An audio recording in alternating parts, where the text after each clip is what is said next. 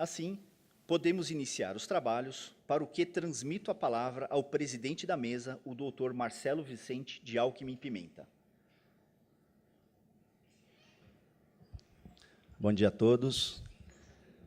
Satisfação receber a todos mais uma vez aqui nesse auditório, né, para dar continuidade a esse ciclo de palestras e treinamento que temos feito relacionado ao novo Código de Processo Civil. Gostaria de agradecer aqui as pessoas da mesa, né, o doutor Vitor, aqui representando a nossa diretoria jurídica, a doutora Maria Rita, uma pessoa de quem eu saúdo todos os colegas da Júri Terceirização que estão abrilhantando esse evento aqui conosco. Doutor Wilson, agradecer a iniciativa do evento e a coordenação. E o doutor Marcos Pachaves, nosso amigo, que tem apoiado sempre as iniciativas e os eventos promovidos pela Ajuri São Paulo. Gostaria de agradecer especialmente o doutor Rodrigo Mazei, que a gente estava brincando ali, né, meu quase conterrâneo, tive a satisfação de conviver com os amigos capixabas durante um bom tempo, e a gente tem alguns amigos em comum, e naquela terra maravilhosa. Gostaria de dar as boas-vindas ao doutor Rodrigo, e dizer, doutor Rodrigo, que esse tipo de evento que nós temos participado e tido a felicidade de promover aqui em São Paulo, nos traz muita expectativa e ansiedade por conta de termos um Código de Processo Civil novo já aprovado e promulgado e batendo as nossas portas aí para entrar em vigor. E como isso faz parte do dia a dia nosso, né, do advogado do Banco do Brasil, é fundamental que a gente tenha o conhecimento e que passemos por esse tipo de treinamento, né? Aprofundando nossos estudos nessa que talvez seja a principal ferramenta do dia a dia do advogado. E dizer que a expectativa também em relação à palestra de hoje, cujo tema é de fundamental importância e aplicabilidade para o nosso dia a dia. Então, sem mais delongas, né, eu vou passar a palavra para o professor Rodrigo Mazei, cujo currículo, né, dispensa maiores apresentações, e dizer que, ao final, vai ser aberta a possibilidade de perguntas ao professor Rodrigo, e desejar a todos aí uma ótima manhã e uma ótima palestra. Professor Rodrigo. Bom dia a todos. Eu vou saudar aqui a mesa, a pessoa da minha colega Maria Rita, né, para a gente já iniciar aqui, que vai ser num nível de bate-papo, ok? Tá? Até porque eu acordei 4h20 da manhã, então, palestra agora fica um pouco, né, sexta-feira, não é isso? Até porque eu sei que muitos aqui, que eu até brinquei com o Wilson, falei assim, Wilson, está todo mundo rindo aqui, mas muitos vão sair chorando, né, com a percepção que eu tenho, algumas questões que envolvem o CPC. Antes de eu falar propriamente dito aqui sobre o CPC, eu quero fazer assim, pontuar algumas questões que são importantes. Eu não gosto muito, para esse tipo de bate-papo, não esse tipo de quantidade de pessoas que está aqui, e aqui eu vejo que, de fato, a gente está muito entre colegas, eu não gosto muito, para ser muito franco, de PowerPoint. Então, eu trouxe o mínimo de lâminas possível. Mas são lâminas que quando eu colocar, que eu quero que vocês prestem muita atenção, que vão ser pontos que são capitais, né? E eu quero que vocês, no que eu estou falando aqui, independentemente das indagações ao final, se for uma questão até extremamente de alta relevância, pode me interromper, porque eu volto a dizer, eu quero fazer isso em forma de um bate-papo mesmo, né, para a gente compreender o novo CPC, até porque tem que ser assim. Eu tenho participado, eu quero deixar isso bem claro, acho que pelo Brasil inteiro, talvez, eu tenha essa viagem, só para vocês terem uma ideia. Terça-feira eu estive em Salvador. Ontem à noite eu estive num evento da ESA, tudo com o mote do novo CPC. Aliás, diga-se de passagem, a minha primeira palestra que eu dei esse ano sobre novo CPC foi aqui exatamente nesse auditório. Em janeiro, eu dei uma palestra aqui sobre relações de direito material e processo, aqui exatamente nesse auditório. Por que eu estou falando isso? e isso eu quero fazer aqui, antes de eu falar qualquer coisa, eu acho que é muito importante eu colocar isso para os advogados. Quem mais está a classe que pior está se preparando para o novo CPC é a classe dos advogados. Né? O Ministério Público acha que o novo CPC, na verdade, não vai afetar, isso é uma outra discussão, uma discussão institucional, mas eu quero falar isso de forma muito clara, deixar isso muito claro para os senhores, que os advogados estão achando que, efetivamente, eles não estão se preparando, a gente não está se preparando para o novo CPC, isso aqui não é uma crítica aos senhores, e eu volto a dizer, aqui foi importante até ter colocado, hoje eu estou na presidência da Escola Superior da Advocacia, okay? No Espírito Santo, ou seja, eu tenho dados que eu posso dizer isso, e eu faço aqui uma observação, por exemplo, com os senhores aqui, vejam, quantos dos senhores aqui que para essa exposição trouxeram, por exemplo, um CPC? Quanto dos... já tem uma colega aqui. Mas vamos, se a gente colocar aqui, mas o seu está fechado, nem abriu, está vendo? Descarado, comprou ele agora. Mas por que eu estou falando isso? Não está em tempo. Mas qual que é a impressão que a gente está? Eu quero deixar isso muito claro antes de iniciar. Qual a impressão que a gente está? Sabe aquela coisa do regime do Réveillon? Não, em 2016 eu vou fazer o regime. Então, eu vou deixar até o dia 1º de janeiro, enquanto isso eu vou o quê? Continuar do mesmo jeito que eu estou. Eu até ouvi um colega falar essa questão de novo CPC, a gente encontra, e hoje, curiosamente falando, na hora que a gente estava tomando café, a gente encontrou aqui, umas 2 esquinas aqui, com o Luiz Guilherme Bondioli, que é o atualizador do Teotônio, né? Estava aqui soltando, dando a primeira notícia, dando em primeira mão. O Teotônio vai ser entregue para o próximo ano na Saraiva hoje. A gente encontrou com ele ali, batendo um papo. Então, a gente tem encontrado com muita gente. E um desses colegas que eu encontrei e aqui sem uma alusão efetivamente de religião, por favor, é só para vocês entenderem, eu estou usando até esse código aqui mais simples, e até eu estou usando, às vezes, calça jeans, uma gravata assim, um pouco mais alegre, porque eu me peguei em alguns momentos nessas idas e vindas sobre o novo CPC pelo Brasil. Um dia eu me vi de terno preto, né, com um código preto, e eu falando assim. Aí eu me senti o verdadeiro pastor, né, com a Bíblia. E naquilo ali, o que eu vi? Que, na verdade, a gente está pregando, a gente está numa vida de pregação sobre o CPC. E aí eu volto a dizer a questão do regime, como está todo mundo bem assim, deixa eu pecar um pouquinho, porque depois marquei já o dia que eu vou na igreja, depois eu vou fazer a confissão e está tudo bem. A gente está um pouco nisso. E esse colega que eu encontrei, um dia ele chegou para mim, ele nessa loucura de novo CPC também, aí como um pastor do novo CPC, ele chegou e falou comigo bem assim, falou assim, rapaz, você está me apertando muito, questão dos meus filhos, mas ano que vem eu vou ser um pai melhor. Falei, mas o ano que vem, você não pode ser um pai melhor hoje, quando você chegar em casa? Você não pode ser um pai melhor hoje?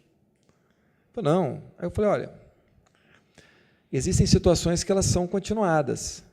Essa questão mesmo do regime que a gente está colocando, prestem atenção.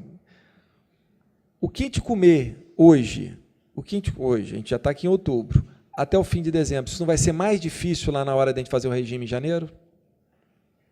Eu preciso começar a fazer isso hoje ou lá na frente? E eu estou falando isso, meus caros, e nós vamos voltar nesse assunto, que é muito importante. Com sinceridade, vocês estão fazendo petição inicial, observando o novo CPC já, ou continuamos fazendo petição observando o Código 73?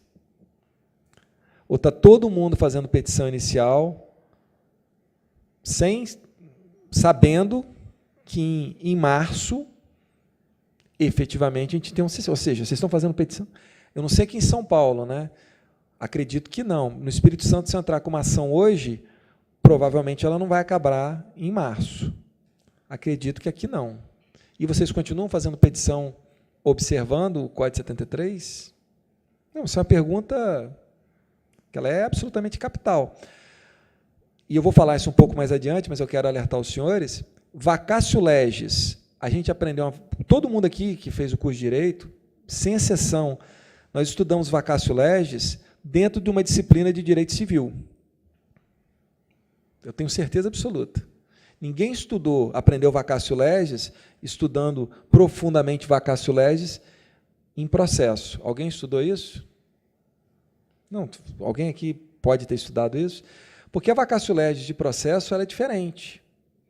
Porque a vacatio legis de processo, ela trabalha com o quê? Com os processos em curso. Em se tratando de direito material, eu tenho aqui uma situação muito clara de estancar o que ficou para trás e o que está para frente.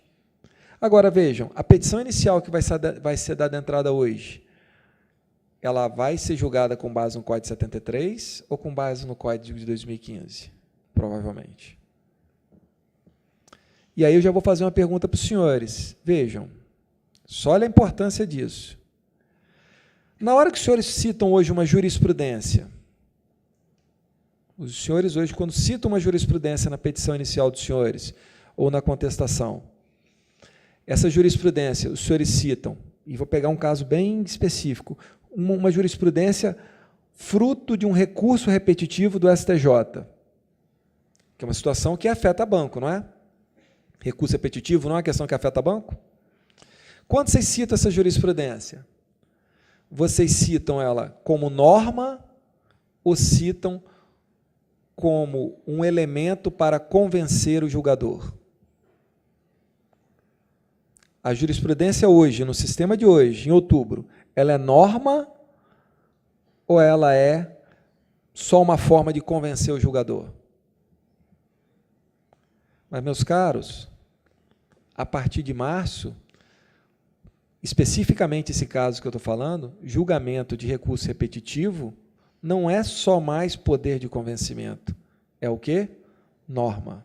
Vai se encaixar em quê? Precedente. Significa dizer que, se eu citar essa jurisprudência enquanto precedente, o juiz vai ser obrigado a dizer se aquele precedente se aplica ou não se aplica ao caso. Ele vai ter que enfrentar e dizer, não, esse caso aqui, ó, não é o caso dessa jurisprudência de recurso repetitivo. O artigo 489, para vocês terem uma ideia do novo CPC, parágrafo 1º, incisos 5º e 6º, vai exigir que o juiz analise se for trazido como precedente. Agora, se os senhores estão fazendo petição inicial hoje, trazendo simplesmente como uma jurisprudência, o julgador vai ter que fazer isso ou não? Não. E já de cara, as petições dos senhores hoje estão atrofiadas ou não estão? Estão. Os senhores hoje estão fazendo petições atrofiadas. Porque os senhores estão fazendo uma petição imaginando que o nosso sistema, que as decisões só vão ser julgadas com o sistema de civil law. Só que, a partir de 2015, nós temos um modelo que vai conjugar civil law com common law. Vejam de cara o problema que a gente tem. Ou seja, a gente está levando um passivo lá para frente.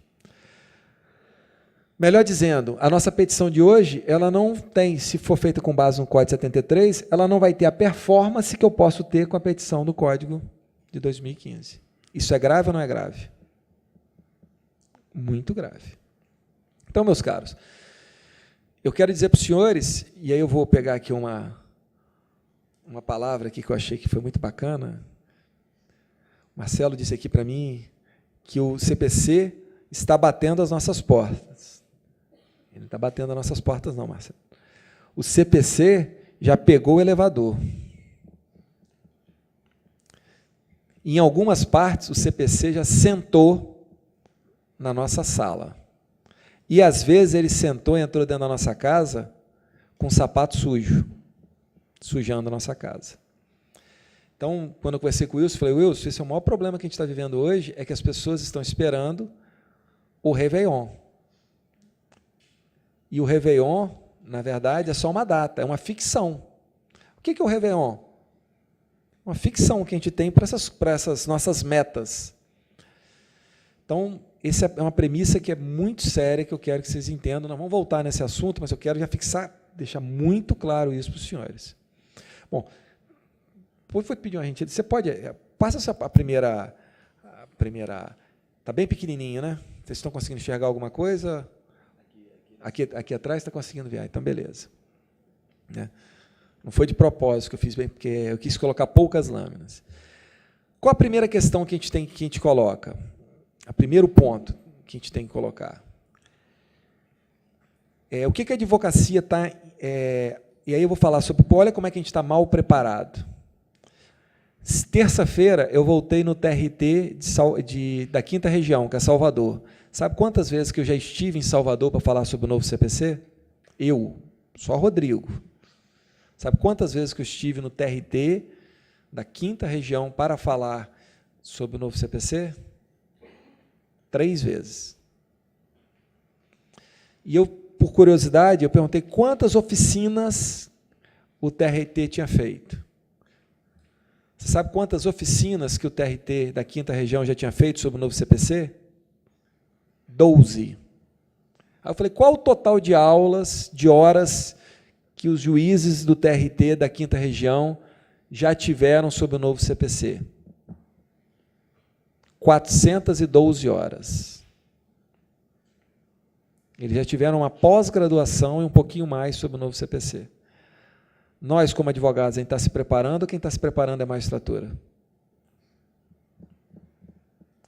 E aí vem a primeira premissa. Você sabe o que está acontecendo? Nós, advogados, de um modo geral, nós estamos entendendo que o novo CPC não é um novo código, que ele é um código reformado. E essa é a pergunta. Só que o novo CPC, ele não é efetivamente um código reformado. Ele é um novo código. E nesse particular é muito interessante porque existem dispositivos que eles são praticamente repetidos, mas o fato de estar se repetindo as redações não significa dizer que a interpretação será a mesma. Efetivamente é um novo código. Isso é capital, vocês têm que entender, e é um código que sofre o processo de recodificação. Essa palavra é uma palavra de ordem que os senhores têm que ter na cabeça. O que é recodificar? Bom, só para a gente lembrar, nós temos... Qual a diferença que nós temos entre compilar, consolidar e codificar? Fala assim, fulano fez uma compilação. O que é compilar? É você pegar um monte de coisa que já existe e o quê? E juntar. Vocês concordam?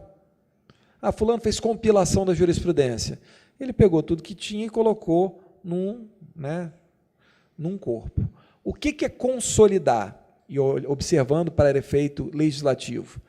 A gente tem a consolidação, a CLT, teve a consolidação de Teixeira de Freitas. Você não cria direito novo. Você pega o direito que já existe e o quê? Dá uma reorganizada, consolidar, pegar o que você já tem antigo, sistematiza de novo e reorganiza. Você não cria direito novo. O que é codificar? Toda vez que se fala em codificar, o processo de codificação é criar direito novo. E quando você fala de recodificação, é o quê? Criar um direito novo a partir de uma premissa que eu tinha um código antigo. Mas isso não significa dizer que você não tem o quê? Um direito novo. O Código de Processo Civil de 2015, ele é direito novo e com uma ideia totalmente, com diretrizes que são totalmente distintas, totalmente distintas do que nós temos no Código 73, até porque as premissas são diferentes. Vocês querem ver? E eu coloquei o artigo 1º aqui, se vocês estiverem conseguindo ler o artigo 1º, eu vou falar uma coisa que parece... tem muita gente que eu sei que está lendo aqui, e se eu te falar, e além de professor de direito, gostar de direito, ser advogado, me considero muito mais um advogado que um professor, eu sou espírita também. Então, eu estou lendo aqui os pensamentos. Aí um aluno falou, professor, mas isso não é espírita, é macumba. Enfim, seja o que for. E tem muita gente falando assim, pô, esse artigo ele é desnecessário. O processo civil será ordenado, disciplinado e interpretado conforme os valores e normas fundamentais estabelecidos na Constituição da República Federativa do Brasil, observando-se as disposições deste Código. Aí eu faço a pergunta que está aí. Afinal, o processo civil atual está atrelado aos preceitos constitucionais? Analisar acesso à justiça e contraditório. Meus caros, com sinceridade, por que esse dispositivo está aí? Esse dispositivo, ele é um tapa na nossa cara. Sabe aquele tapa de mão aberta para dar aquela estalada e todo mundo tomar um susto? Para ele dizer o seguinte, nós não aplicamos a Constituição no processo. Pelo menos a Constituição, o modelo de 1988. Porque, vejam, o Código de 73, ele foi editado sob um modelo totalmente distinto. Nós temos um outro modelo. Vocês querem ver? Eu vou falar. O que é contraditório para os senhores? O que é uma ideia de contraditório? O que é contraditório? Eu tenho convicção absoluta que eu vou falar aqui, que na cabeça de vocês, contraditório é uma ideia de ação e reação que é feito pelas partes, não é? Se uma parte age, o outro tem o direito de quê? Reagir.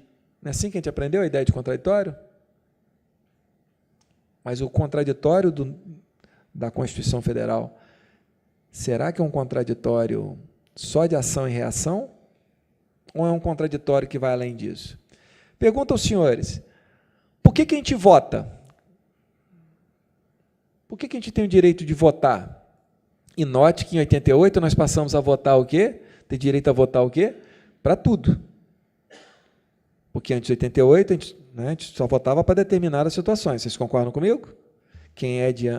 Me falaram que era assim, né? Eu não sei como é que é. Mas, né, por exemplo, lá em Vitória, capital era nomeado. Vocês não lembram aquela questão do senador biônico? E eu achava o máximo, eu achava que era um desenho animado. O senador biônico. Porque quem é da minha idade, mais antigo, tinha um desenho animado que era o Dionicão, que era um cachorro biônico. Aí eu achava que o dono do cachorro biônico era o senador biônico. Então, vocês imaginam a dificuldade do meu pai, na época da ditadura, para me explicar o que era um senador biônico. Mas a gente se adaptou a isso. Vejam, mas por que a gente vota? Votar no modelo democrático é o quê? É uma manifestação do direito de quê? De participar. E participar no sentido de quê? De construir alguma coisa. Pô, mas esse cara está doido. Né? Veio falar isso aqui. O que isso tem a ver com o processo? Vê se vocês não acham isso maluco. Deixa eu fazer uma pergunta aqui, olhando aqui de cima, eu tenho dificuldade, às vezes, de identificar, mas eu vou tentar. Tem alguém aqui, isso não é... Tem alguém aqui que é uma pessoa de muita fé, que reza muito, acredita muito em Deus, larga as coisas para Deus? Tem ou não? Ou todo mundo aqui é ateu? Faz a parte, mas reza muito, não reza? E quando a gente esquece de fazer, a gente reza também, né? A gente reza com mais força, né? É a hora, não, eu vacilei, Deus, mas eu sou uma pessoa boa, não é assim? Joga essa na conta. Não é mais ou menos assim? E tem alguém aqui que é agnóstico, que fala assim, não confio em nada, só confio em mim, no que eu faço? Isso não tem problema nenhum. Eu tenho um sócio que é agnóstico. Ele confia e funciona. O negócio é trabalho. Morre quem não vai no hospital, quem não faz exame. Morre quem não usa capacete. O negócio dele é assim. Tem um acaso. E eu tenho uma máxima dele que eu adoro. Aí o cliente fala, doutor, mas isso aqui é causa ganha, não tem como não perder, né? Falou, meu amigo, o senhor tem como sair aqui do escritório e um passarinho cagar na sua cabeça? Tem, então pode perder. Mais agnóstico que isso é impossível. Vocês concordam? Vamos fazer aqui uma brincadeira aqui, ó. Como é que é o nome da colega? Keila. A Keila não tem cara de agnóstica, a Keila tem cara que reza muito. Inclusive, rezou para que o palestrante não falasse com ela hoje. E como é que é o nome do colega aqui que está cochilando, que eu vou acordar ele? Você mesmo, rapaz. Silvio. Acordei o Silvio agora. Agora eu acordei. E o Silvio, pegar o Silvio aqui como agnóstico. Que ele falou bem assim, não adianta rezar que eu vou dormir mesmo. Olha só, Keila e Silvio. Vejam se vocês não acham isso maluco. Vejam se vocês não acham isso maluco que eu vou falar aqui agora. E olha como é que eu vou falar uma coisa que a gente aceita bem isso. Faz de conta que o meu amigo Wilson, ele é juiz, ok? Eu entro com uma inicial, e o Silvio contesta. Silvio contesta, o que ele verifica? Uma ilegitimidade flagrante na minha inicial. Eu entrei com a ação em nome do sócio, mas a legitimidade não é do sócio, é da pessoa jurídica. E ele, como agnóstico, o que é que ele faz? Confia só no trabalho dele, não confia em mais nada, e ele argui isso na contestação. O Wilson pega a contestação. Rapaz, essa preliminar não tem jeito de escapar. O Wilson pode dar a decisão ou ele é obrigado a me ouvir? É obrigado ou não é obrigado a me ouvir? É obrigado a me ouvir, ainda que ele esteja convencido que ele vai acolher. Não, vocês concordam comigo? E por que ele é obrigado a me ouvir? Porque na cabeça todo mundo está pensando por conta do contraditório. Porque na cabeça da gente, contraditório é ou não é ação e reação? Vocês concordam comigo? Uma parte agiu, Silvio, o outro tem direito ao quê? A reagir. Resposta. Vocês concordam? Olha que situação agora extremamente curiosa.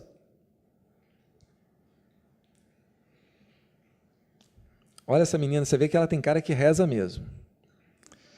E ela está precisando de uma performance, resolver o caso logo, ter uma sentença logo. O que ela faz? Ela contesta e não coloca preliminar.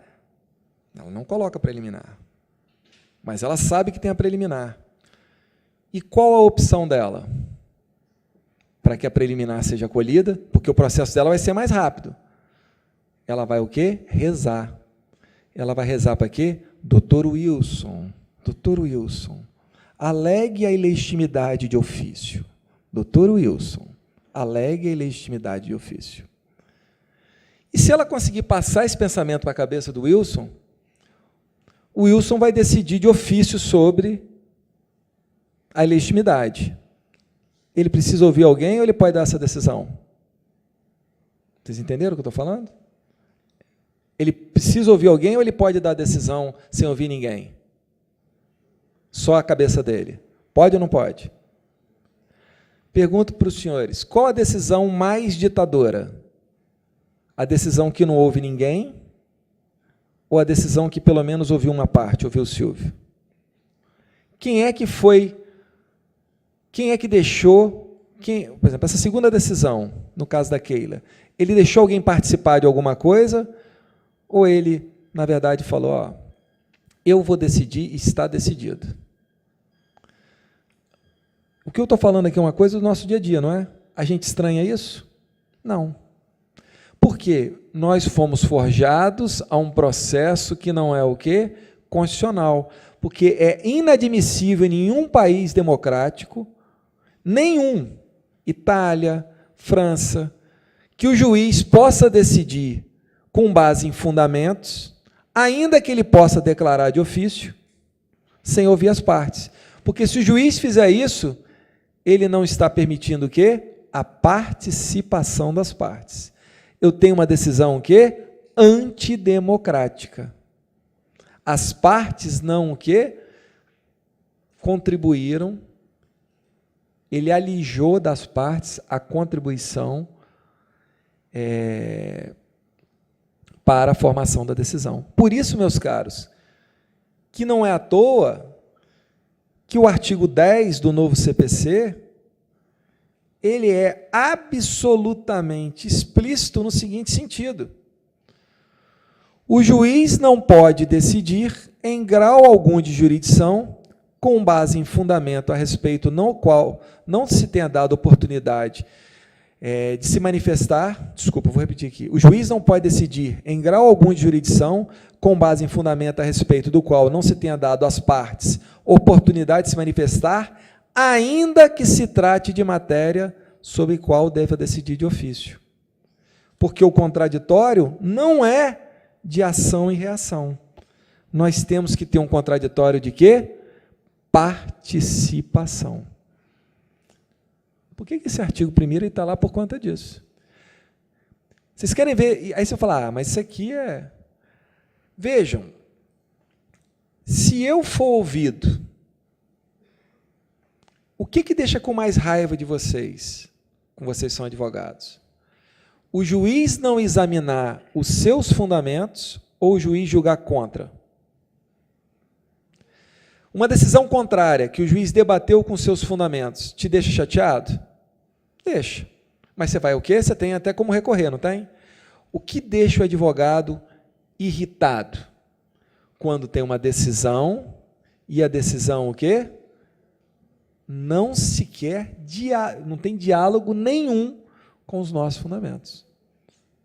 Porque é uma decisão que ela é o quê? Ditatorial. Uma decisão sem o quê? Sem participação. Vejam, meus caros, que essa é uma noção efetiva de contraditório. Eu vou falar 2 exemplos, isso aqui só para vocês verem num fundamento geral. Olha o que aconteceu não tem muito tempo.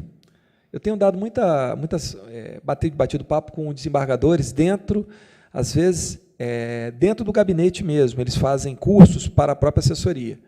E eu vou contar um caso que aconteceu no Tribunal do Estado do Espírito Santo. E, para minha sorte, esse fato que eu vou contar, o gabinete que eu estava era o gabinete do revisor. Olha o que aconteceu. Eu lá esperando para fazer a sustentação oral num caso, antes do meu caso tinha uma ação de improbidade administrativa. 8 réus com presente, os 8 advogados, fazer a sustentação oral. O Ministério Público queria falar. Se concedesse 15 minutos para cada um, o que ia acontecer? Tomar a pauta inteira, vocês concordam? O que o presidente, de uma forma muito correta, falou bem assim, olha, se não tiver jeito, nós vamos conceder, se for o caso, até marco para outro dia, porque a gente faz uma pauta menor, porque a pauta está grande. Mas, se vocês quiserem, entre vocês... É possível entre vocês verem se todo mundo vai precisar fazer a mesma sustentação oral, acho que tem pontos comuns. Para conversar sobre isso e decidir que só 4 iam fazer a sustentação oral, gastou um tempo, ok? 4 sustentações orais sobre o mérito da causa. Manifestação do Ministério Público sobre o mérito da causa, sobre a sentença. Eu esperando fazer minha sustentação oral depois. Quanto tempo vocês acham que demorou isso tudo que eu estou falando? Para ser exato, 1h50. Ok? Até eu já sabia, estava até com pena de um dos réus. Falei, que absurdo. Tão boa. Bom, começa o julgamento. O relator, nada obstante tudo isso, o que ele chega e fala? Questão de ordem. Todas as apelações são intempestivas. E ele dá um voto sobre isso. Meus caros, olha que loucura que aconteceu na sessão. Nós ficamos 1h50 debatendo sobre uma coisa que não era alvo da decisão. Há sentido nisso?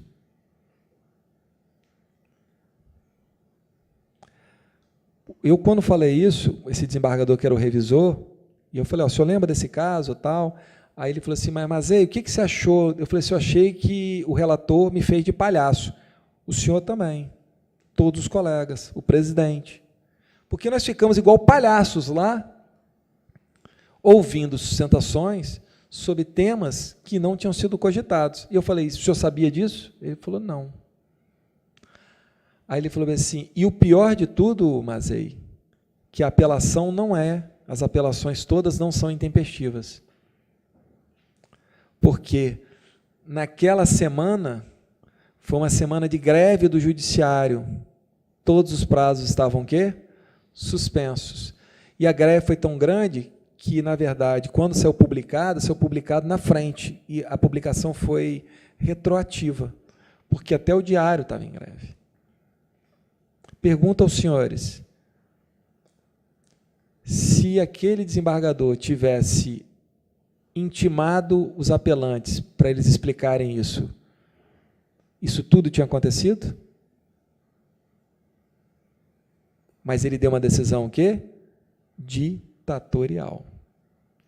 Meus caros, vejam a influência disso. Se vocês quiserem anotar, artigo 317 e artigo 932, parágrafo, são esses três artigos, 10, 317 e 932, parágrafo único do CPC.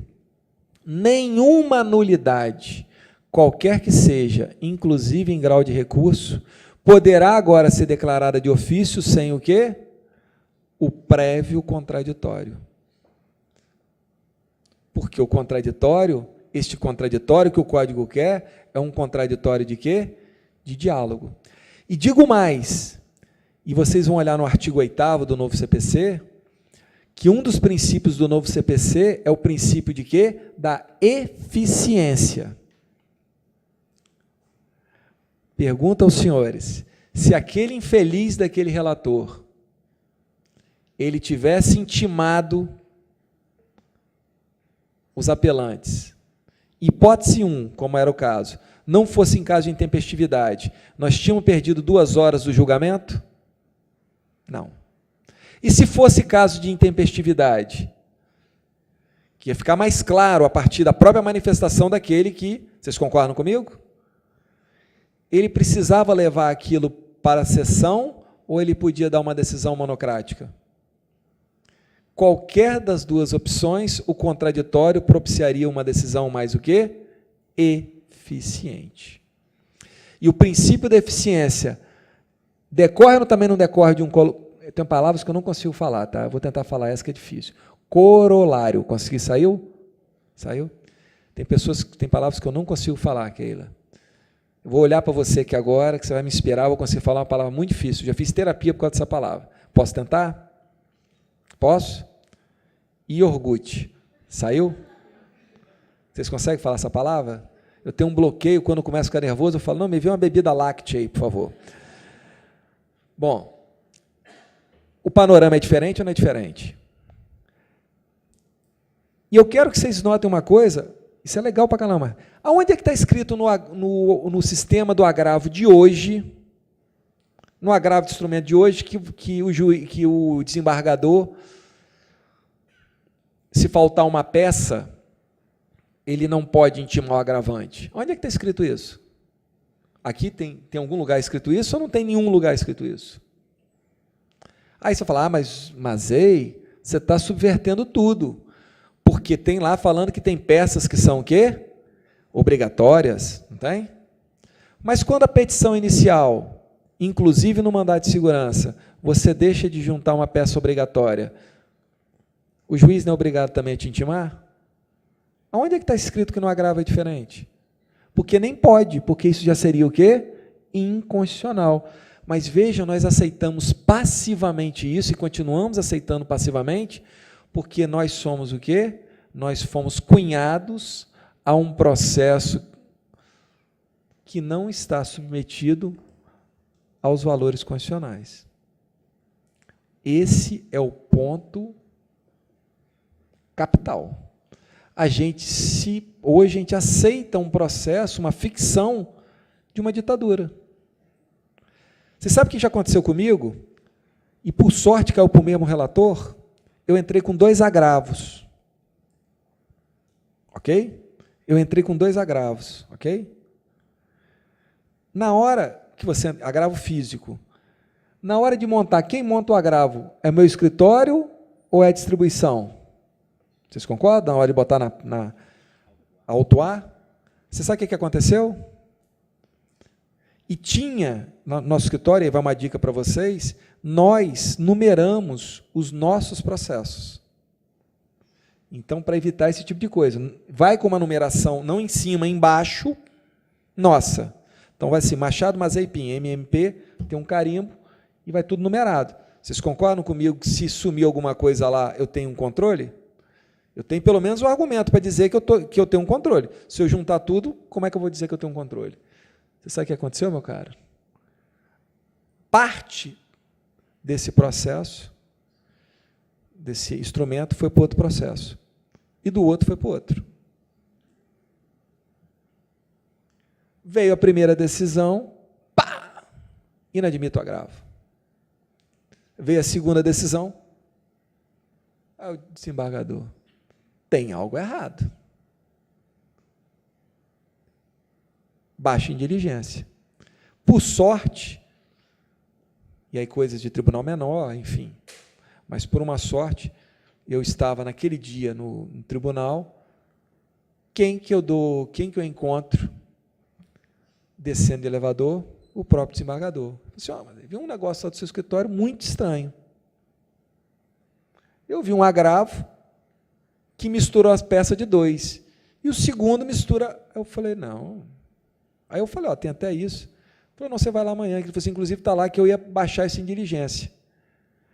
Pergunto, eu tenho um controle sobre isso? Se caísse para 2 desembargadores, o que eu ia ter? 2 o quê? Inadmissões. E o que ele fez? Simplesmente me ouviu. E quando ele me ouviu, o que eu esclareci de forma... Falei, isso aqui não foi certamente. Tem peça aqui que misturaram. E aqui, os agravos eu entrei na mesma hora e tal. E o que ele fez? Mandou consertar. E qual foi uma dúvida? Hoje, o artigo 932, parágrafo único do CPC, do novo CPC, isso é muito importante falar isso para vocês aqui agora. Olha o que o 932 que eu falei com vocês, vê se não incumbe ao relator, parágrafo único, antes de considerar inadmissível o recurso, o relator considerará o prazo de 5 dias ao recorrente para que seja sanado o vício ou complementada a documentação exigível, aplicado para tudo.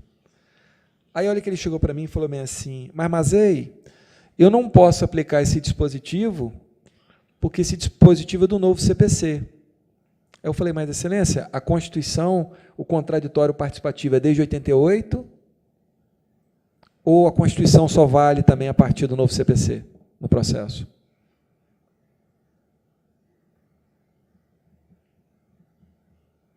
Aí ele falou, mas agora aplica a regra do Código 73. Eu falei, então olha no Código 73, aonde está escrito que o senhor não pode me intimar. Aí ele olhou, falou, rapaz, e ele usou uma expressão sensacional, macacos me mordam.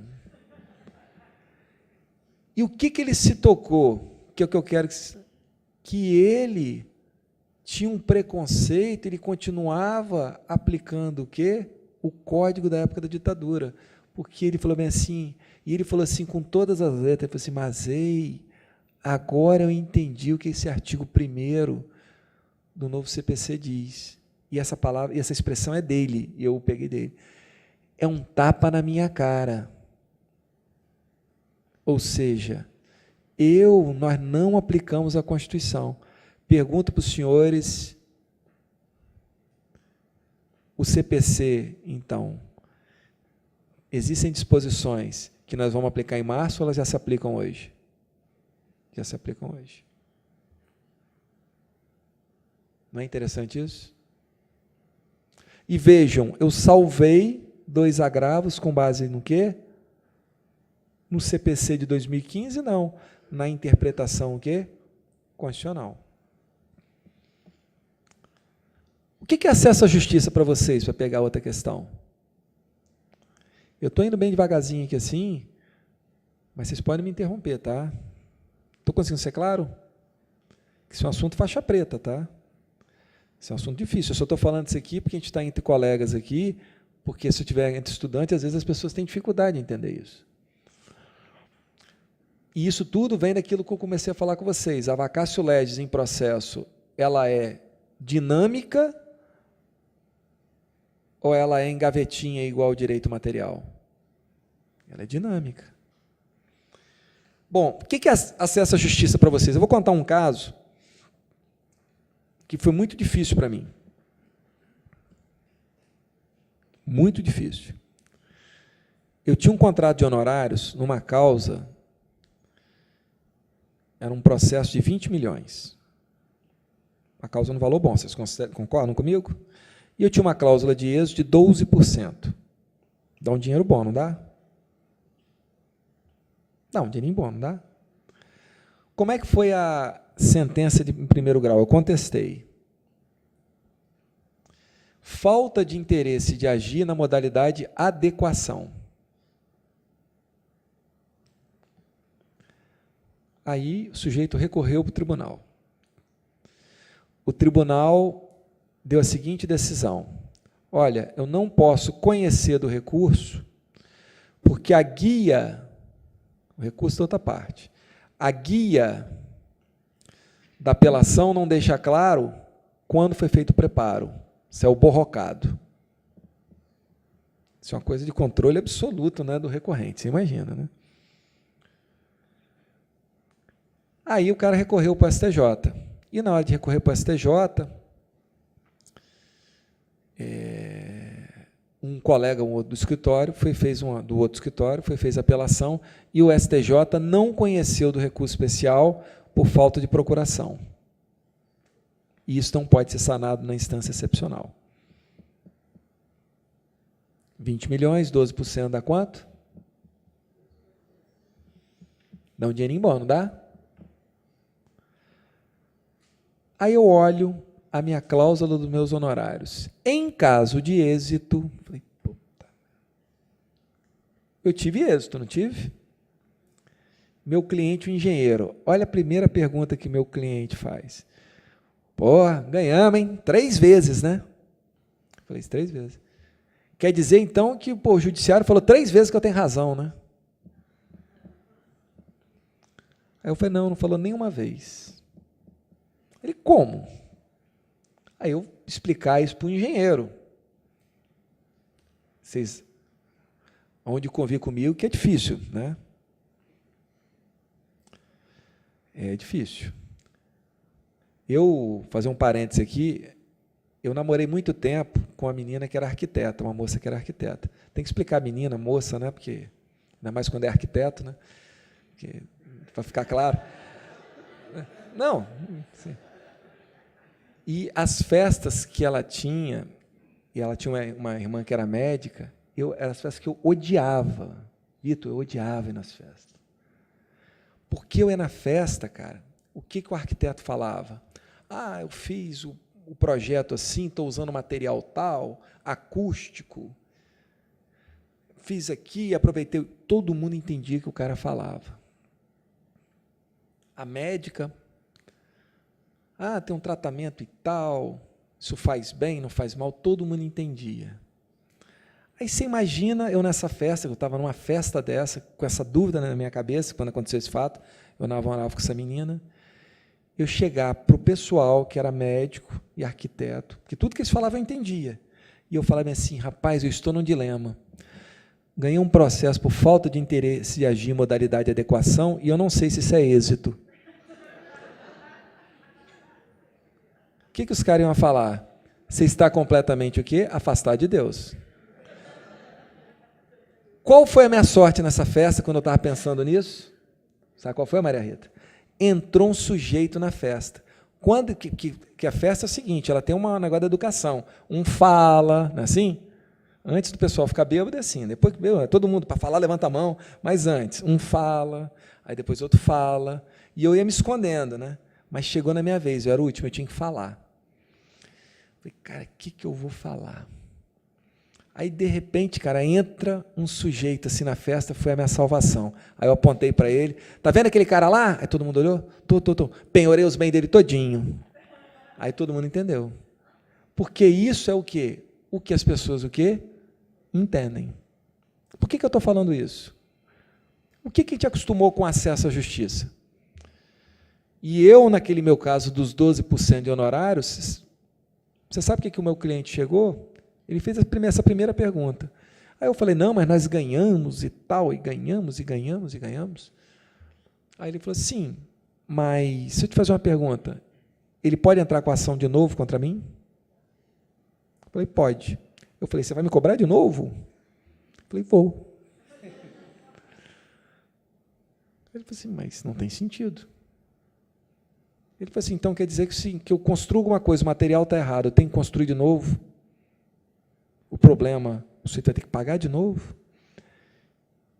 Nós nos acostumamos com uma noção de acesso à justiça, o quê? Formal. Qualquer decisão nos bastava. O novo CPC, ele chega e fala, meus caros, isso acabou. Princípio mais importante do novo CPC. Supremacia do julgamento de mérito. O mérito, no sentido mais amplo, a tutela, ela tem que o quê? Satisfazer, pacificar. Olha o que está escrito, esse aqui eu fiz questão de colocar, olha o que o artigo 4º fala, e aqui vários dispositivos do novo CPC são mal redigidos, esse 4º é um deles, porque ele dá a entender que o mais importante é o prazo razoável, mas não é. As partes têm o direito de obter em prazo razoável a solução integral do mérito, incluída a atividade satisfativa. Qual que é a leitura certa desse dispositivo? As partes têm o direito de obter a solução integral do mérito, incluída a atividade satisfativa, em prazo razoável. Não é o prazo que é mais importante, o mais importante é o quê? A solução integral. E basta ler o artigo 6º. Todos os sujeitos do processo devem cooperar entre si para que se obtenha em tempo razoável decisão de mérito justa e efetiva. E se cooperar, eu vou falar depois, tá? Porque não vão imaginando que cooperar é que vocês vão chegar a partir de agora, né? Cooperação no sentido de cooperativa, acabou a audiência, o juiz vai marcar uma nova audiência e um happy hour. Não é isso. Ok, não é isso, vamos explicar. Mas vejam, posso voltar lá atrás, então? Por que, então, a partir de agora, o juiz, antes de declarar uma nulidade, e olha o contraditório se valendo, ele tem que intimar as partes? Não é só por conta do contraditório, não. É porque também o quê? O que está prestigiado efetivamente no novo CPC? O acesso à justiça, o quê? Material. Não basta dar acesso à justiça. É um acesso para que eu tenha o quê? Um resultado. Não pode ser igual ao convite de carioca. Você passa lá em casa qualquer dia desse. Isso é o acesso o quê? À justiça formal. O que é o acesso à justiça material? Olha, você passa, vamos fazer assim, sexta-feira você vai lá em casa, pede para sua mulher ligar para a minha para combinar, porque as mulheres têm que combinar, que quem manda isso são as mulheres. Pode ter o veto de lá e o veto de cá. Não é assim? Prévio contraditório, participação, está tudo certo. Meus caros, é isso que vocês vão ver. Vocês querem ver uma coisa? Hoje, pegando o exemplo da legitimidade, para vocês entenderem o que é cooperar. Quando vocês alegam ilegitimidade,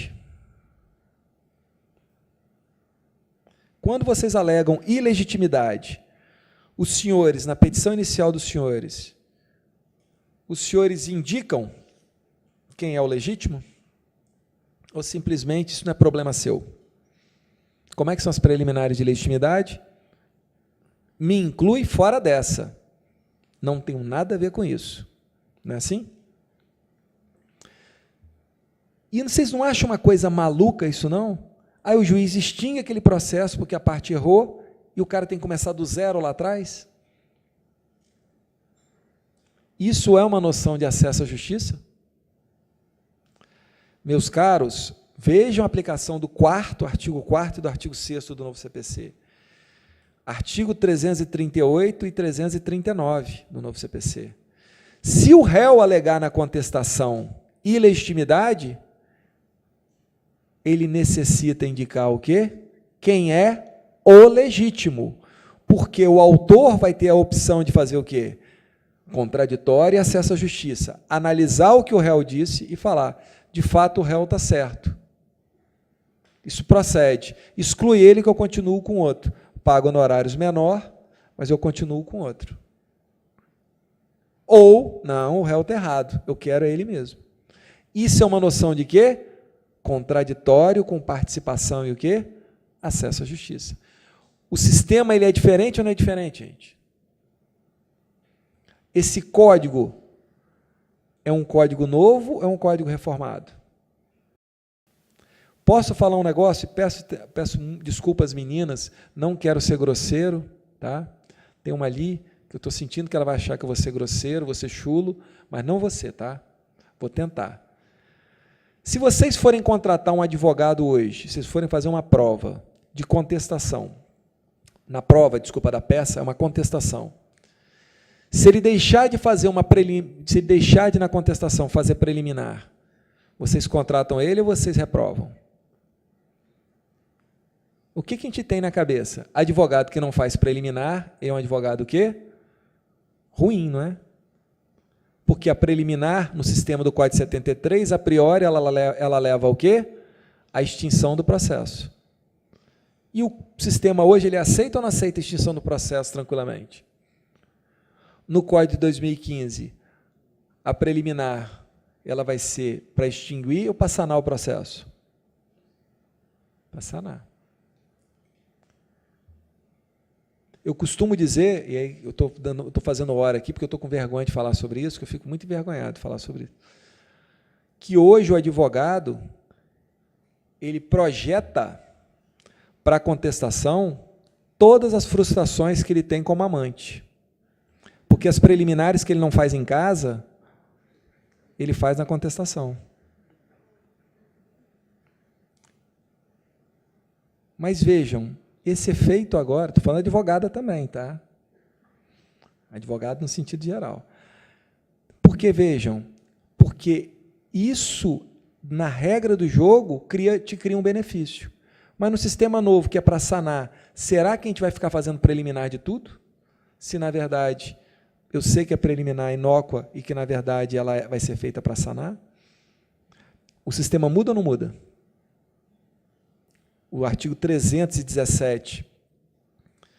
Olha o que o artigo 317 do CPC fala. Antes de proferir, esse artigo é lindo, é quase orgásmico. Antes de proferir decisão sem resolução de mérito, o juiz deverá conceder à parte oportunidade para, se possível, corrigir o vício. A preliminar, então, ela vai ser uma forma de quê? Correção de vício. A priori. Pode ser que tenha hipótese que não seja. Meus caros, e eu passo essa primeira parte, o código é igual ou o código é diferente?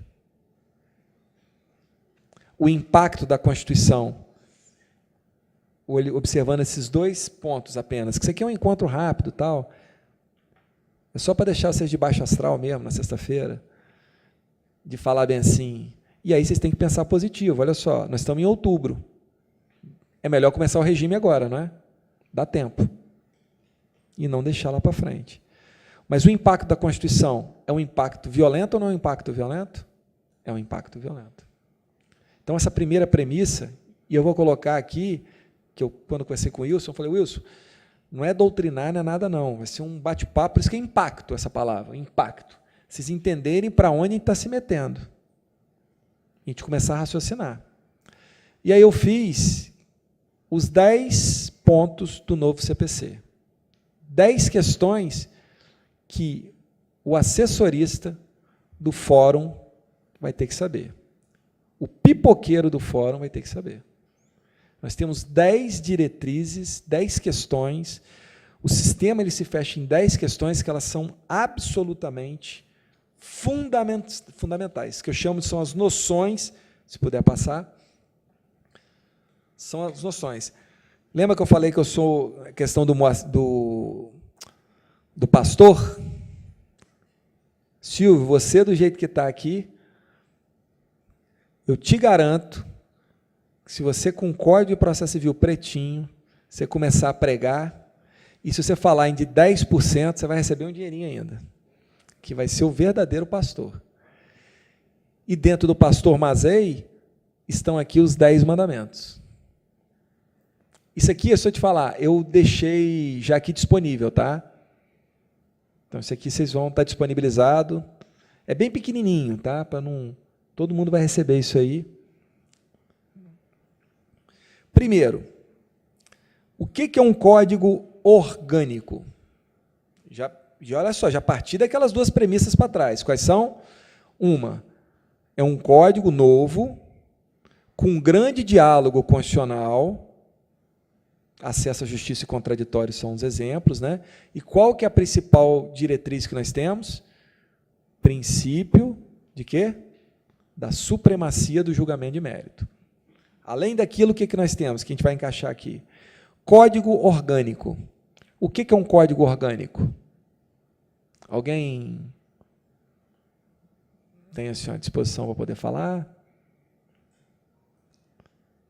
Pô, gente, o que é uma coisa orgânica? Um código vegano. Não é nesse sentido? Quando a gente fala assim, o que é um organismo? Se for organismo, no meu caso, vocês podem ver que eu estou com... Não sei se vocês estão notando aqui, não é só o microfone, a minha voz está meio nasalada, não está? Quando eu estou muito cansado, isso tem acontecido geralmente na sexta-feira, por conta dessa pregação pelo Brasil inteiro, o que acontece na sexta-feira comigo? Meu nariz entope. O cansaço, né, o meu organismo, o cansaço do corpo, ele vai para algum lugar, que é o meu nariz. Ok? Perfeito? E por que acontece isso? Porque o meu organismo, o meu corpo é o quê? Um todo. O meu problema provavelmente não está no nariz. Eu posso colocar alguma coisa tópica, mas o que eu preciso? Descansar. E beber um bom vinho. Olha a cantada aqui para o do almoço. Né? Beber um bom vinho. Aí eu dou uma relaxada e a gente vai embora. Este código, quando eu falo que é um código orgânico, e notem que ele tem uma situação que ela é extremamente diferente do Código de 73, ele tem parte geral. Ele é um código de comunicação o quê? Total. Esse código é um código que eu não posso ler dispositivos de forma o quê? Isolada. E que a parte geral ele tem uma relevância capital para o código. Está aqui, ó, o Wilson não vai me deixar mentir.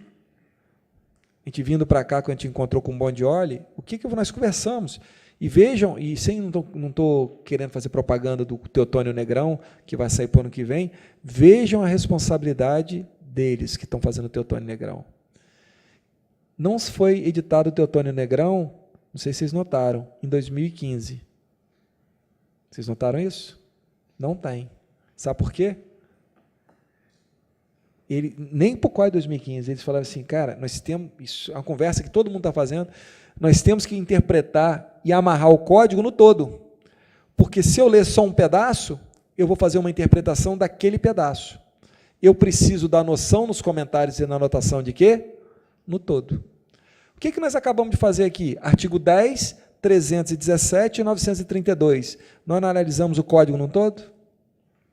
Este código é um código orgânico, ou seja, é um código de grande comunicação e de uma lógica para se mexer muito melhor do que o código de 73.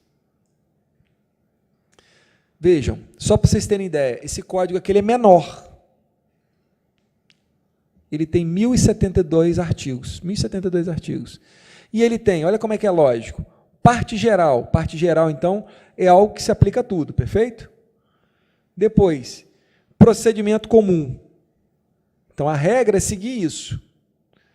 Não tem mais sumário. Não tem, só tem procedimento comum, ok? Se eu tenho comum, logo na sequência eu tenho o quê? Especial. Veja aqui. Então, hoje nós temos um livro próprio do especial. Depois do especial, procedimento comum especial, nós temos o quê? Execução. Depois da execução, nós temos o quê? Recurso. Porque, veja, olha como é que a gente acostumou com a loucura. O Código 73 ele é tão doido que o recurso está dentro da fase de conhecimento. Como se não fosse possível recorrer de procedimentos especiais, na fase de conhecimento comum, ou da execução. É um código que ele é o quê? Organicamente ilógico. Então, esse código ele tem uma comunicação violenta e ele é muito mais do que lógico. Aí a minha dica que eu dou para os senhores. Peguem, a partir de semana que vem, comprem um código desses baratinhos, o mais sem vergonha que tiver, e façam isso que eu estou fazendo aqui. Ó. Risquem ele todo. Porque a memória visual da gente do risco é melhor, especialmente os mais antigos, os mais experientes, para dizer assim, a nossa memória visual ela é melhor. E peguem, baixem um código em Word e tudo que vocês forem vendo do código, comecem a anotar no código. Para vocês terem o código de vocês. Mas se habituem a trabalhar com código. Quando eu fiz a prova do mestrado da PUC, o meu mestrado foi em Direito Civil. Aliás, eu tenho duas formas de dizer. Vocês querem que eu fale a forma arrogante ou a forma... como é que é a palavra? Ou aquele modesto falso, né? Porque, aliás, tem uma passagem, eu até comentei isso dia, ela foi no grupo de estudo do professor Arruda Alvim, eu vi uma passagem da Vera Loyola, ela é sensacional, né, cara? Olha o que eu vi na televisão, a Vera Loyola falando. Eu sou uma pessoa super humilde. Eu sou a pessoa mais humilde do mundo. Ela é tão humilde que ela é a mais do mundo. Fecha-se parênteses, mas assim, tirando aquela, ou seja, uma humildade não precisa. Quando eu fiz a prova do mestrado, então, primeiro eu vou falar o jeito arrogante. Eu concorri com o mestrado de 96 por 1. E fui aprovado. É um jeito arrogante, não é? E só tinham 2 vagas. Mais arrogante ainda, né? Aí o jeito modesto. Eu fui o último colocado. Eu fui o segundo colocado. Mas o que aconteceu? Por que eu estou brincando com vocês? Você sabe o que foi capital para eu passar nessa prova? Eu conheci o código. Que eu fiz essa prova em 2002, antes do código entrar em vigor. O que eu vi os meus colegas fazendo a prova, na hora que estavam fazendo a prova? E quando você vê um colega seu olhando o índice, é que a vaca foi para o brejo. O cara não conhecia o código. Ele conhecia o quê? Institutos. Mas ele não tinha o quê? Intimidade com o código. Eu fazendo a prova, eu íntimo do código, fiz a prova o quê? Que é uma característica do Código de 2002, o Código Civil, que é um código também o quê? Orgânico. A minha prova conjugava o quê? Todo o código. Logo, aprovado. Vejam, então isso é capital vocês terem essa noção. Este código, ele é absolutamente orgânico. E é muito importante isso, porque há momentos em que existem contradições internas entre o código, que a análise orgânica, a análise do sistema, que vai dizer qual que é melhor o quê? Aplicação. Se você olhar pontualmente o dispositivo, você pode estar cometendo o quê? Um equívoco. E esse é um dos problemas do CPC de 2015. Apesar dele querer ser orgânico, você vê tudo isso que a gente conversou na hora do café, né? Ele tem problemas sistêmicos. Tem dispositivos que não batem. Então, eu tenho que compreender. Então, isso assim, é um primeiro ponto. Vocês conseguem compreender isso, então? Uma ideia de código orgânico? Vou fazer uma pergunta para vocês, depois do que eu disse. A jurisprudência defensiva, por exemplo, ela vai ter vez no código? O que é jurisprudência defensiva? É tudo que os tribunais fazem para o quê? Julgar, sem examinar o quê? O mérito do recurso, né? Qual que é o princípio mais importante do novo CPC? Supremacia do julgamento de mérito. Qual que é a iluminação que eu tenho? Acesso à justiça, o quê? Material. Os recursos agora vão ter que ser julgados ou não? Vão. O 932, parágrafo único, é um exemplo. Veja, vocês não acham muito maluco aquelas... Então, tem uma quantidade muito grande de súmulas de jurisprudência defensiva que o código o quê? É contrária. Vocês não acham, sinceramente, do capeta, aquela súmula, acho que é 418, eu não lembro agora de cabeça, que fala que você tem que ratificar o seu recurso se o embargo de declaração, se depois do julgamento do desembargo de declaração, mesmo que não tenha mudado nada? Tem sentido isso, ou isso é uma decisão de jurisprudência defensiva? Vejam, essa decisão está fora ou não está fora do código?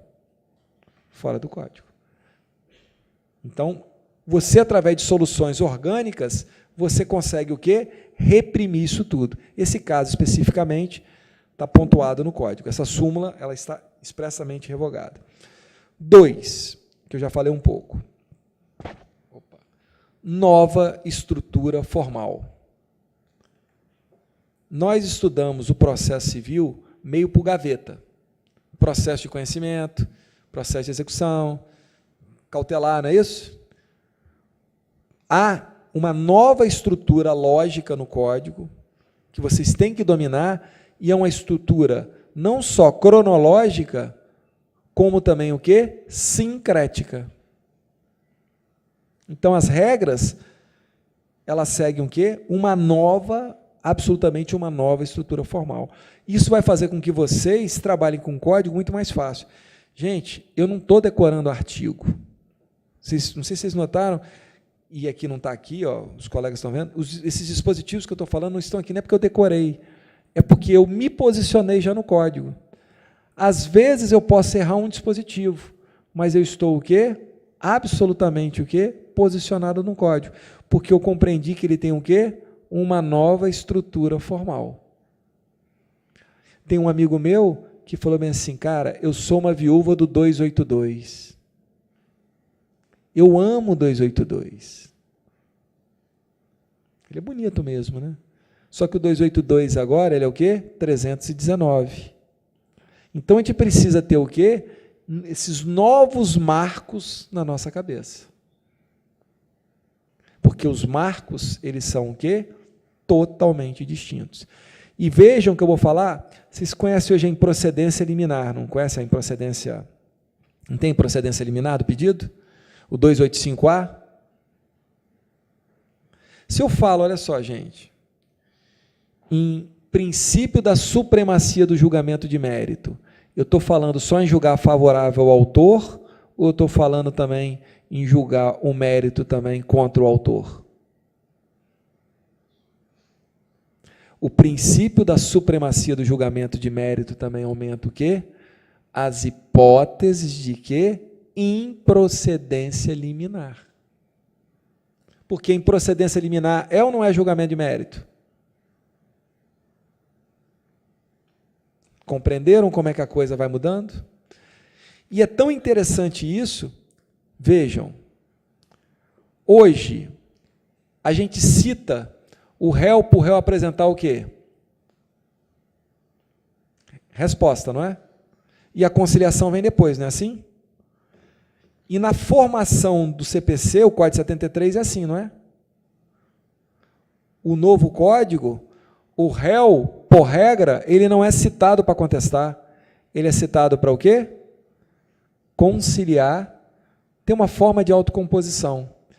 E eu pergunto para os senhores, vejam isso para o banco, é mais fácil para o banco tentar fazer um acordo no começo, ou depois, lá na frente, quando o processo já está frio e a parte já pagou os honorários integrais para o advogado? Porque se faz um acordo no começo, o advogado nem contestou ainda, os honorários do advogado do réu vai ser mais barato ou mais caro? Em regra, mais barato. É mais fácil ou não é mais difícil conciliar? Quando eu falo uma nova estrutura formal, é uma nova estrutura formal mesmo. Ou seja, eu tenho uma sequência que ela é totalmente diferenciada. Isso aqui, meus caros, vejam, está no artigo 334 do novo CPC. Como é que basicamente o juiz faz hoje? A petição está apta? Ele manda o quê? Citar, não é assim? Olha o que o 334 fala. Se a petição inicial preencher os requisitos essenciais, estiver apta, e não for o caso de improcedência liminar do pedido, em outras palavras, o legislador criou ou não criou um mega filtro para o autor? Na hora de eu entrar com a inicial, hoje em dia, o 285A me dá medo ou não? Não, porque o 285A é o quê? Restrito, não é? Quando vocês notarem as hipóteses de improcedência liminar, elas são o quê? Enormes. Na hora de eu fazer a petição inicial, eu vou me preocupar não só em fazer uma petição inicial apta, mas também o quê? Que ela não seja julgada o quê? Liminarmente improcedente. Tem nova ou não tem nova estrutura formal? Nesse caso, o juiz designará a audiência de conciliação e mediação com antecedência mínima de 30 dias. A resposta só vem depois. Muda ou não muda? Então, os senhores precisam entender a nova forma do processo. O processo não vai ter mais essa forma que a gente está acostumado. Terceiro ponto. Cooperação, colaboração ou coparticipação. Qual a palavra que eu gosto mais? Coparticipar. Porque colaboração e cooperação, o que dá a impressão quando fala em cooperação? Que as pessoas estão caminhando o quê? Juntas, não estão? Que a gente está assim, ó, caminhando juntinho? Mas, na verdade, não é que nós estamos caminhando junto. Qual que é o princípio mais relevante do novo CPC? Supremacia do julgamento de mérito. As partes participam, parciais, cada um vendo o seu lado, mas para que o mérito seja o quê? Julgado. Vejam, quando, aquele exemplo que eu dei, eu estou contestando e estou alegando ilegitimidade e estou indicando o legítimo, eu estou vendo o meu lado? Estou ou não estou? Vocês concordam comigo? Eu estou colaborando com a outra parte ou estou colaborando com o processo? Eu estou colaborando com o quê? Com o processo. Então, tirar essa ideia de quê? De que existe uma colaboração como se um estivesse ajudando o outro, porque isso cairia até numa falácia de você ser obrigado a fazer prova contra você mesmo. E o sistema constitucional, né, me permite de eu não produzir prova contra mim mesmo. Vocês concordam comigo? O que é o exemplo clássico? O bafômetro, não é? Vocês concordam comigo? Agora, se eu não produzir, eu me sujeito ao quê? A determinados ônus. Então, colaboração, coparticipação é muito importante, é uma coparticipação, todos participam em busca de quê? De um resultado final. A pergunta que eu faço para os senhores, isso inclui o juiz também? Ou só as partes? Vejam o que os artigos 5º, e eu quero que vocês marquem muito isso. Aquele que, de qualquer forma, participa do processo, deve se comportar de acordo com a boa-fé. Aquele que, de qualquer forma, participa do processo, deve se comportar... O juiz participa ou não participa do processo? O juiz, então, que defere uma prova que é inútil, ele age com má-fé ou com boa-fé? Eu não preciso nem analisar a intenção, não. Essa boa-fé é o quê? Objetiva. Artigo 6º. Todos os sujeitos do processo, juiz é sujeito do processo? Sim. Devem cooperar entre si para que se obtenha em tempo razoável decisão de mérito justa e efetiva. O juiz participa ou não participa, então? Participa. Essa é uma nova noção de quê? De processo. O juiz, ele tem a obrigação de quê? de dialogar. E isso, meus caros, eu poderia dar vários exemplos para os senhores. Tem até hoje, agora, eu brinco, tem o... Olha o que o parágrafo 3º do artigo 353 fala. Olha que exemplo sensacional. Ele fala sobre saneamento do processo. Se a causa apresentar complexidade em matéria de fato ou de direito, deverá o juiz designar audiência para que o julgamento seja feito em cooperação com as partes, oportunidade em que o juiz, se for o caso, convidará as partes a integrar ou esclarecer as suas alegações. Isso que é o quê?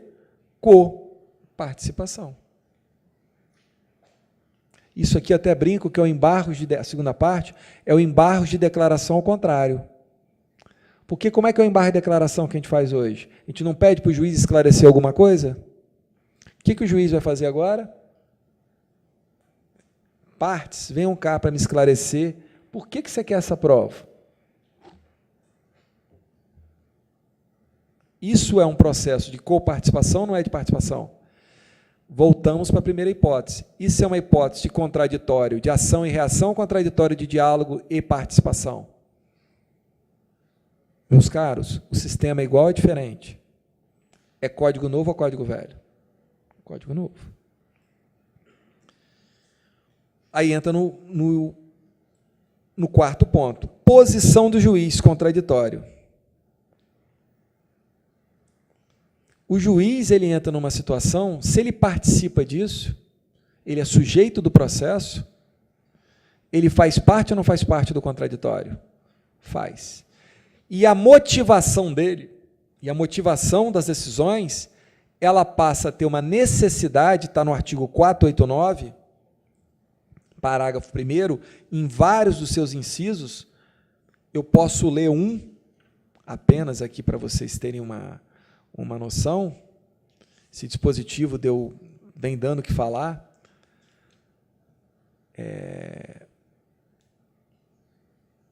Veja, eu vou pegar aqui, para pegar aquele exemplo que eu falei aqui. Enunciado de súmula vira norma, né? 489, são elementos da sentença, parágrafo 1º. Não se considera fundamentada qualquer decisão judicial, seja ela interlocutória, sentença ou acórdão, que, inciso 4, deixar de seguir enunciado de súmula, jurisprudência ou precedente invocado pela parte, sem demonstrar a existência de distinção, no caso em julgamento, ou superação do entendimento. O juiz dialoga ou não dialoga com a parte? Agora, vamos voltar para aquilo lá, se eu cito a súmula, se eu cito aquilo como jurisprudência só para convencer o juiz, eu estou utilizando isso como precedente ou só para convencer? O juiz não precisa dialogar. Agora, se eu trago isso como precedente, e é um outro tema que está aqui, mas eu quero colocar para vocês, precedente hoje, determinadas decisões se equiparam à lei, tem força de norma. E para eu citar o precedente, essa coisa que a gente se acostumou de citar ementa, citar enunciado de súmula, não se presta, porque precedente não se faz assim. Como é que a gente faz isso no Common Law? Eu trago os fundamentos da decisão e comparo com o quê? Com o meu caso. Veja, se eu trouxer os fundamentos da decisão e falar que aqueles fundamentos se aplicam ao meu caso, o que o juiz vai ser obrigado a fazer? Dizer, ó, estes fundamentos não se aplicam aqui porque o caso é diferente, ou esse entendimento está o quê? Superado. Pergunta aos senhores de novo. É diferente do que a gente vive hoje ou não é? Agora, se a minha petição inicial, se eu só citar como jurisprudência, o juiz ele só precisa fazer o debate com base em quê? Na lei, porque a jurisprudência ou aquela súmula, só o enunciado, é só para o quê? Reforçar a aplicação da lei, e não uma outra forma de norma. Isso é faixa preta que eu estou falando, hein? Isso é difícil. Isso aqui é Bruce Lee. É bem complexo isso. Bom, Ponto 5, que a gente já falou bastante, sanabilidade dos vícios. Deixa eu ver o horário aqui. Tá bom. Falaram que eu posso falar 3 horas direto, então tá beleza. Sanabilidade dos vícios. Eu só vou terminar isso aqui, vou passar outra lâmina. Sanabilidade dos vícios. Isso é decorrente de quê? Supremacia do julgamento de mérito. Os vícios a priori, hoje eles vão ser todos o quê? Sanáveis. Se tiver jeito, vai sanar. Então, a gente vai ter uma complacência maior, e aqui tem alguns dispositivos que a gente colocou. Princípio da eficiência e princípio da dignidade humana. Meus caros, qual que é o princípio mais relevante na Constituição Federal? Dignidade da pessoa humana. O processo ele pode trabalhar diferente? Não. Então, nós teremos, isso está expresso no artigo 8º, de que o processo, entre várias questões, ele demandará análise do princípio da dignidade humana. Advogado de banco já fica pensando, meu Deus do céu, o que vai acontecer? Mas o princípio da dignidade humana, ele não é só visto na ótica do réu, mas também na ótica de quê? Do autor. Porque o credor também ele não é uma pessoa que pode ser digna?